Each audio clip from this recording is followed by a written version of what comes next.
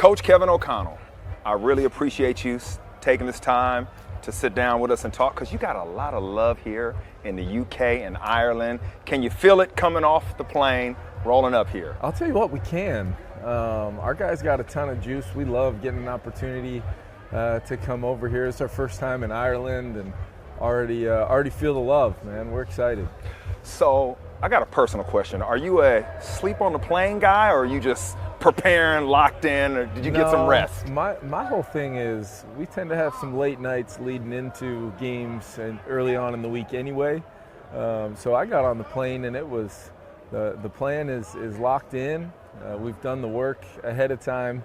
That coaching section, there was a good group of sleeping going on. I was taking note of the snores versus the non-snores, but I made the mistake of walking up into the high rent district where our players were, and quickly got sent back on my way to my area of the plane. But no, they take such great care of us. The people that put the trips on for us, our ops people, nutrition, all these folks are the best in the world at what they do, and we feel it when we take trips like this.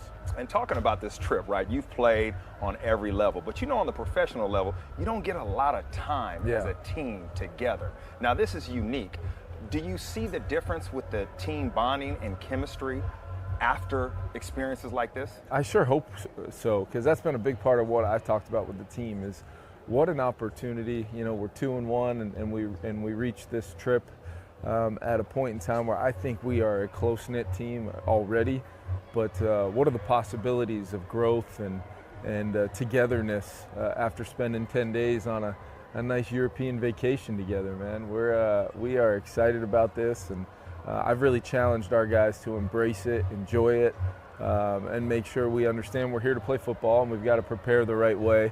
But this is for a team that we have our training camp right at our facility. We don't travel out all that much outside of one preseason game this year. So this is really an extension of that team togetherness of a camp feel, and we get to do it under great circumstances in great places. And you've had success doing this before, 2-0. Can you let us in on a little secrets on how that happened, man? Just a little, what's brewing in there? I would say we have very smart people who, combination of a lot of us who have done this trip before. I would not be included in those smart people. I would be right on the outside of that as the person that's only smart because I listen to the smart people, but we put together a great plan. We make sure from a nutrition and getting our bodies turned over and our time clocks turned over, we have a kind of a scientific method with how we do it. But always I tell the players, and maybe it's a little bit of wishful thinking trying to plant the seed, but I tell our guys, no matter how you feel getting off the plane Friday, we're going to have a heck of a day here at Sport Ireland today, and then no matter how you will feel waking up tomorrow, it's all part of this great plan that we'll wake up Sunday feeling great. And that's kind of our history of doing this trip the way we've done it.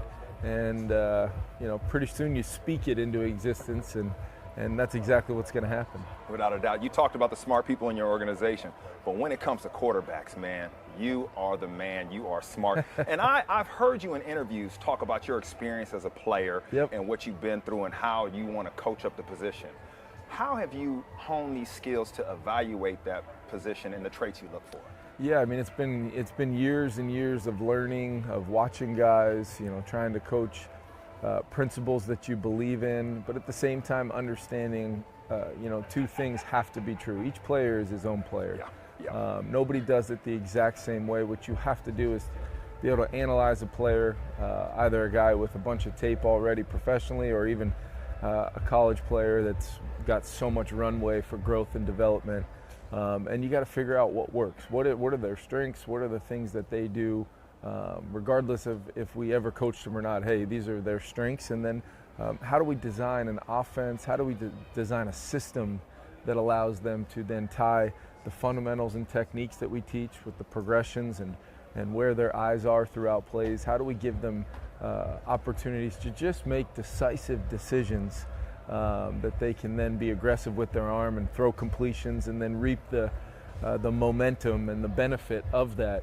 And what you normally see with our history of kind of coaching the position, what you normally see is a confidence that starts to develop, and then one rep can have an equal effect on the next 10, And it's a layered learning approach of how you build confidence, build confidence, build confidence, and then try to maintain confidence throughout the adversity of playing what I believe the hardest position in all of sports happens to be is the quarterback position. So let's get really granular in our detail of how we coach, but not in a way where we're coaching robots out there either. It's this balance of understanding each player as his own player and how do we fix the things that need to be fixed, but at the same time, how do we maximize the things they do really well? They wouldn't be at this level if they weren't really talented players, and they've got to know that too. And I think that's the last side of it, is the communication from me as the head coach, but more importantly as the play caller and being involved in the quarterback room with Josh McCown, who's a phenomenal quarterback coach, former player, has been through everything there is to be through in the NFL. So we try to come at it from all these different angles. We all know kind of the roles we play.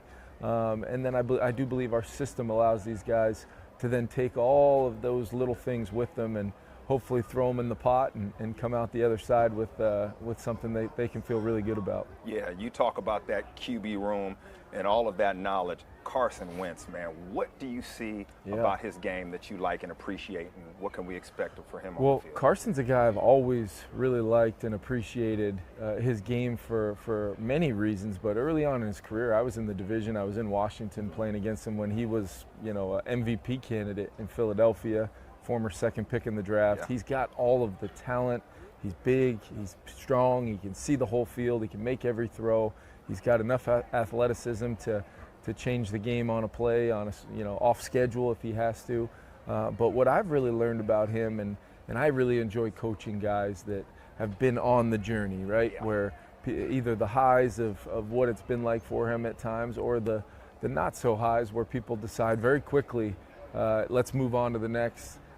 This guy can't play, whatever it may be. I just don't really read into that. I try to look at each player as an evaluation process of not only what they've been, what they are, but most importantly combining those two things to what they can be, and then setting a course and a path to get there where we're ultra consistent and we're just trying to authentically build that player up, lift them up with the teammates around them, the confidence this organization has, and whoever's playing quarterback for us.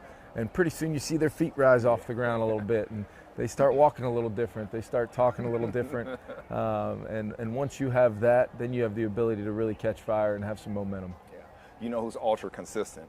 Your superstar receiver, Justin Jefferson. That helps too for any quarterback. That definitely helps, man. What makes him so special? I think, I'm sure throughout your career you were around some really special players at the position. I think what makes Justin so different is he's got all of the unique one-of-one kind of physical skill sets, right? He's got some length, he's got some twitch and his change of direction, his ability to run routes and be totally underneath himself at all times, the explosive cuts, but yet never outside the frame of his body, so that he's he's always in control, but forcing defenses to be out of control by how he plays the game. And then he's so competitive. And the most fun I've had probably in coaching has been these 3 years going on 4 now with Justin, of kind of taking that next step with him from a really good young player, came into this league impacting from day one, but he wasn't always the number one circled player on the board. From basically 2022 on, I imagine everybody we play is saying, the first and foremost, we got to stop 18, and we got to have a plan to stop 18. This is how we're going to do it. So we've seen basically every which way you could possibly imagine coverage being sent his way, trying to take him out of games. And we've learned just tricks and tools and ways of not allowing that to happen always, because when Justin Jefferson touches the ball, good things happen for the Minnesota Vikings, and people know that, so they try to limit those opportunities. But he's such a pro's pro and understands that big picture. And then he also understands how his presence might get opportunities for other people, other receivers, tight ends, running backs, make it easier on the quarterback, whatever it may be. And Justin gets all that. So when you're talking about a on-the-field competitive freak from a standpoint of his physical skill set, and then you add in that layer of his overall grasp and understanding of his role and how it impacts our team in such a positive way, he's been phenomenal coach, one of my favorites I've ever been around. Yeah, he's great to watch on film, and you're right, he impacts the game. Something else that impacts the game is that defense. Yeah. My goodness. Yeah. The chaos they cause for the quarterback position, yep. making you think, making you uncomfortable. Talk about that. You and Brian Flores, great combination. I mean, as a former player, I love watching it. It is so unique.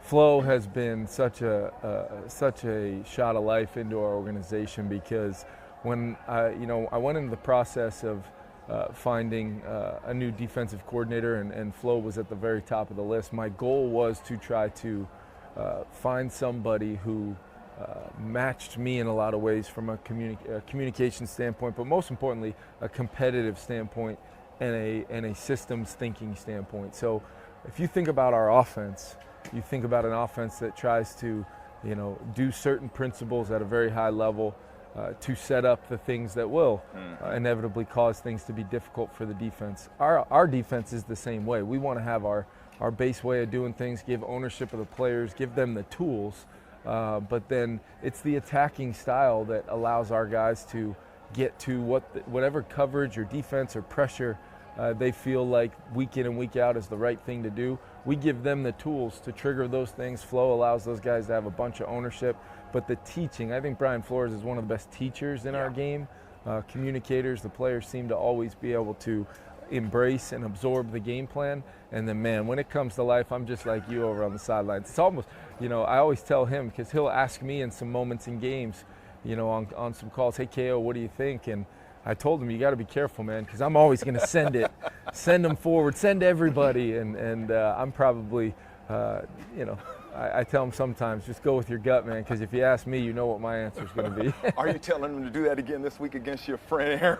Yeah, you know what I'm telling him, man? I'm saying, go be you. Go be Brian Flores and that Vikings defense, turnover-causing group. Yeah. Chaos is a great word, and we want it to be chaos, but it's organized chaos for us, and we just want our guys to play with a ton of confidence and know that the scheme is only enhancing the great players that we do have at all three levels of our defense. They're igniters for our team. There's no question about it. One of the reasons it really works is the disguise, and Harrison Smith, a guy that everybody respects, the things he does for that defense, it's got to be great having him back on the field. I mean, it's anytime you lose such a foundational player for a short period of time, you feel it. But when he came back in last week and got back on the grass and got back really into it, you just felt the confidence level of the whole group rise. And why? Because the communication is going to be elite.